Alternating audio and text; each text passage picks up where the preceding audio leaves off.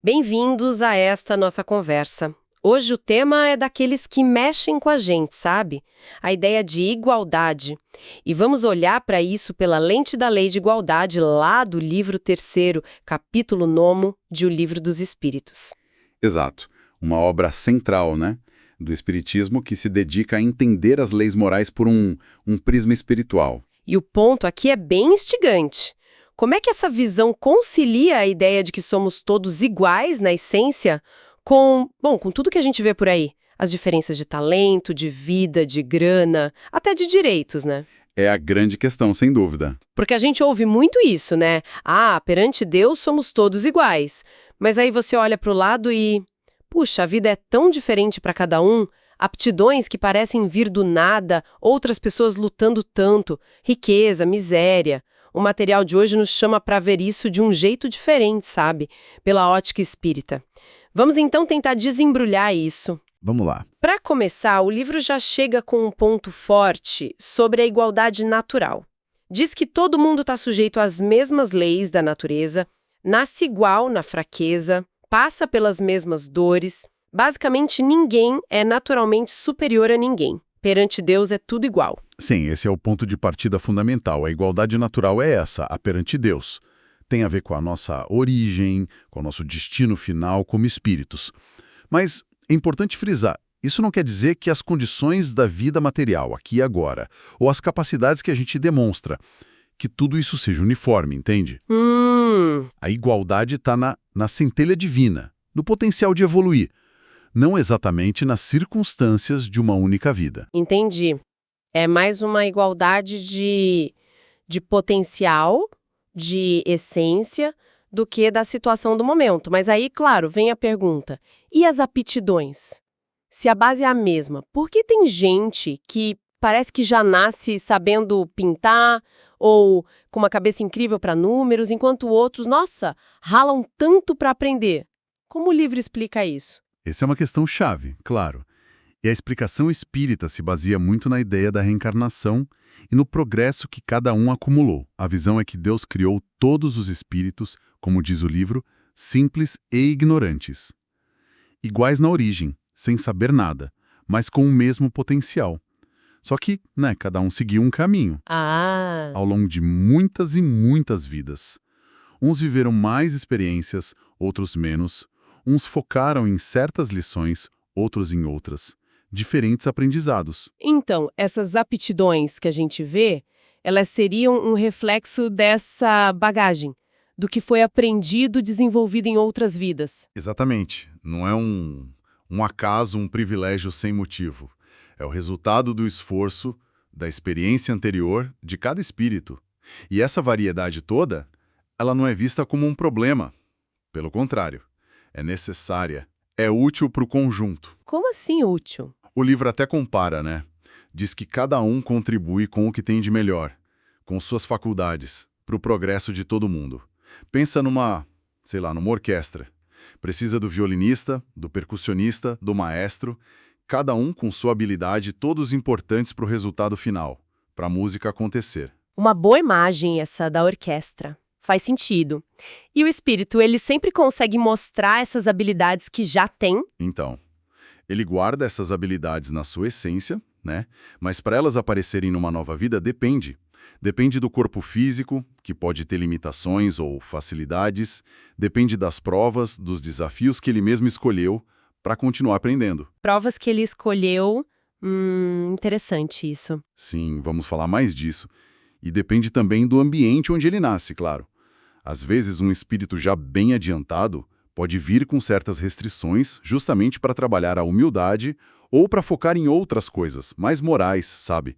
O livro até menciona que espíritos de mundos mais evoluídos podem vir para a Terra em missão para dar um empurrãozinho no nosso progresso, servir de exemplo. Entendi. A bagagem tá lá, mas a manifestação dela depende do contexto da vida atual. Isso me leva para outro tipo de desigualdade que talvez incomode mais ainda, as sociais. Hierarquias, castas, divisão de classes. O livro acha que isso é da lei natural também? Não, de jeito nenhum. A resposta do livro é bem direta nisso aí.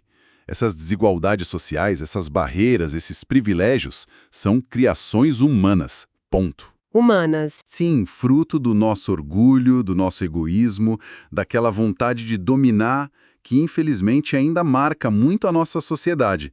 Não tem nada de divino nisso. E, segundo a doutrina, elas vão desaparecer conforme a gente for evoluindo moralmente, praticando mais a caridade, a fraternidade. E essas estruturas sociais muitas vezes estão ligadas diretamente a outra desigualdade grande, né? A da riqueza. Com certeza. Riqueza e pobreza, tá em todo lugar essa discussão. O livro fala se essa diferença de grana é lei de Deus. Não como uma lei tipo, tem que ser assim, mas como uma consequência.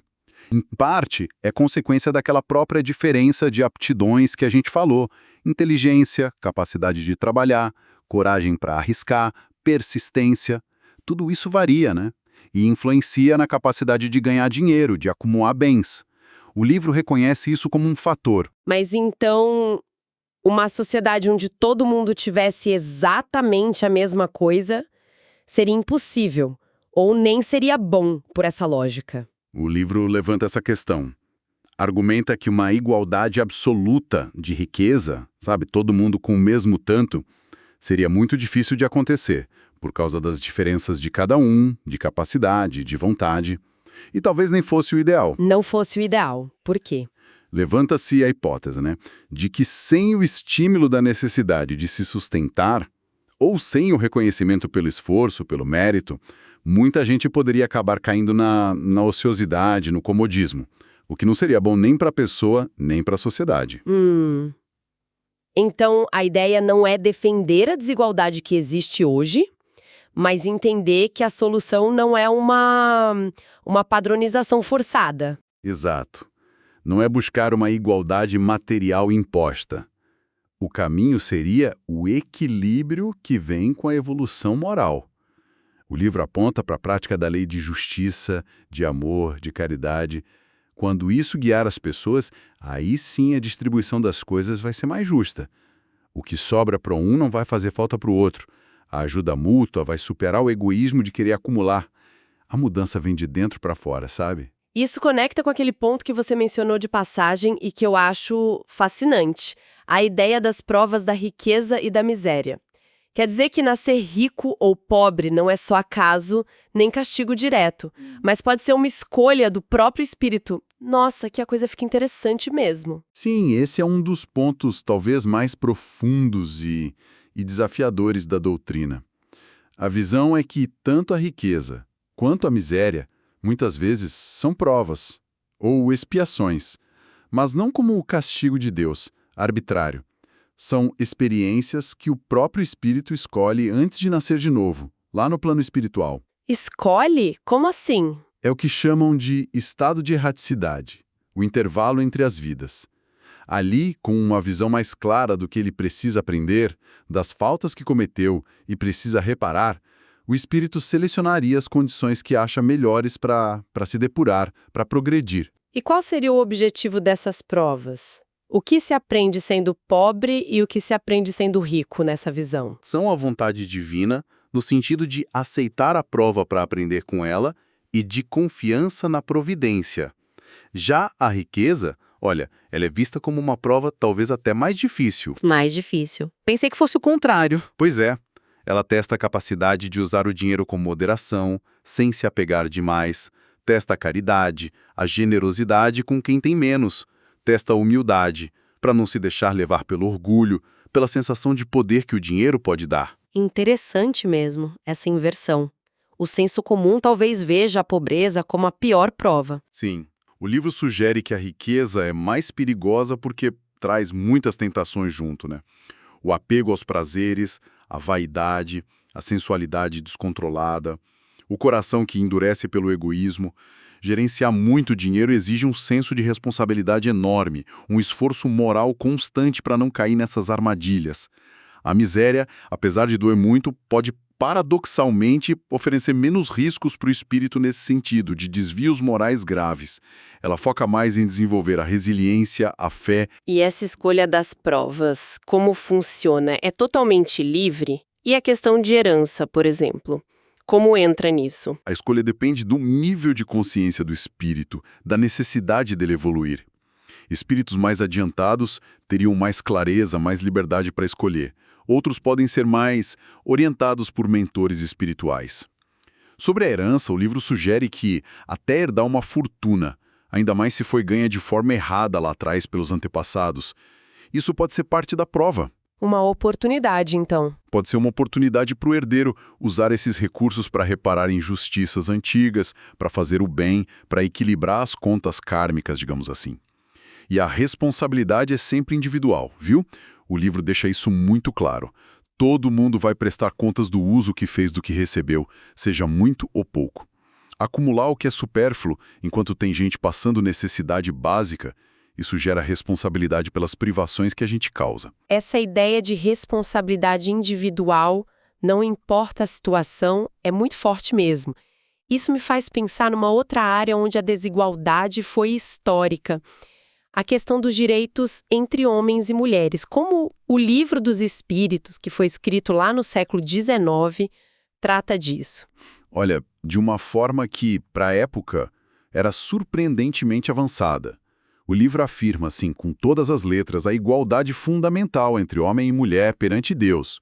Os dois recebem a inteligência, a capacidade de saber o que é certo e errado, a faculdade de progredir espiritualmente. Não existe base natural ou divina para dizer que a mulher é inferior ao homem. Mas as diferenças físicas e os papéis sociais que eram tão marcados e ainda são em muitos lugares. E isso não vai significar que os papéis devessem ser contemplados de uma forma patriarcal, onde a mulher é considerada inferior ao homem, como muitas culturas fizeram ao longo da história. Muitos povos, principalmente em tempos antigos. A evolução moral do homem permite perceber que, mesmo havendo diferenças físicas, existe uma igualdade interior entre os homens e as mulheres. E isso permite mover os passos no mundo cultural e político. O livro reconhece, sim, a diferença física, adaptada a funções diferentes, como a maternidade, por exemplo, mas argumenta que isso não quer dizer de forma alguma inferioridade moral ou intelectual. As funções podem ser diferentes, mas são vistas como igualmente importantes, igualmente necessárias para a harmonia da sociedade, da família. Aquela subordinação legal, social que a mulher sofreu e ainda sofre, o livro diz claramente que isso é coisa das instituições humanas, do abuso da força, do orgulho masculino. Não é lei divina. Então, a visão é de funções que se complementam, mas com o mesmo valor e os mesmos direitos. Exatamente.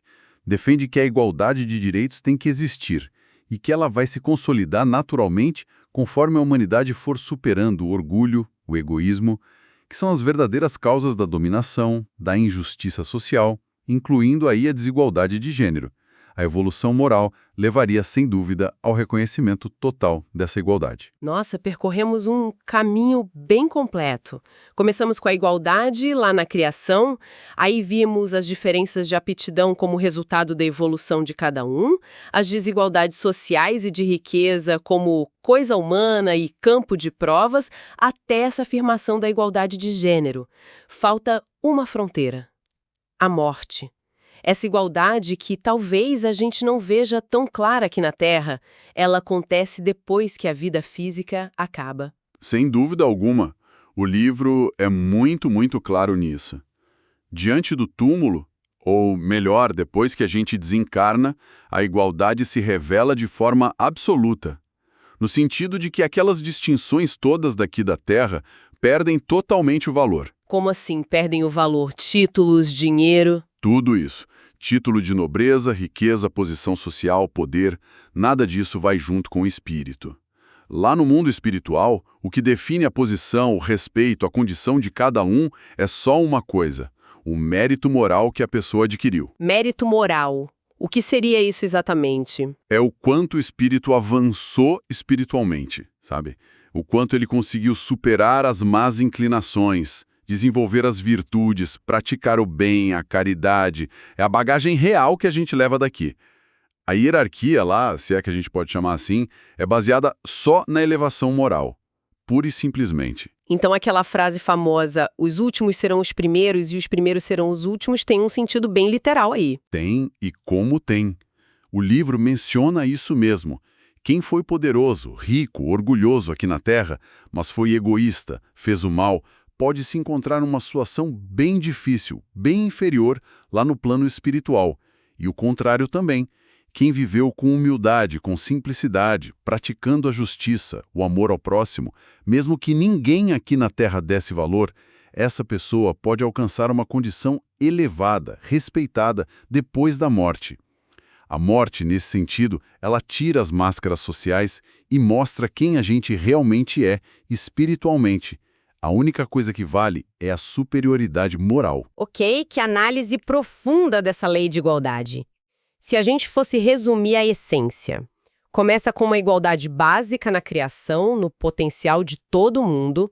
As diferenças de talento são estágios diferentes na longa jornada de cada um, pela reencarnação.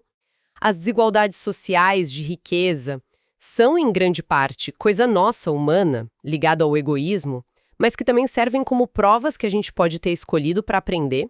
A igualdade de direitos homem e mulher, afirmada como lei divina. E, no fim, a igualdade de verdade, baseada no valor interior, só aparece mesmo depois da morte.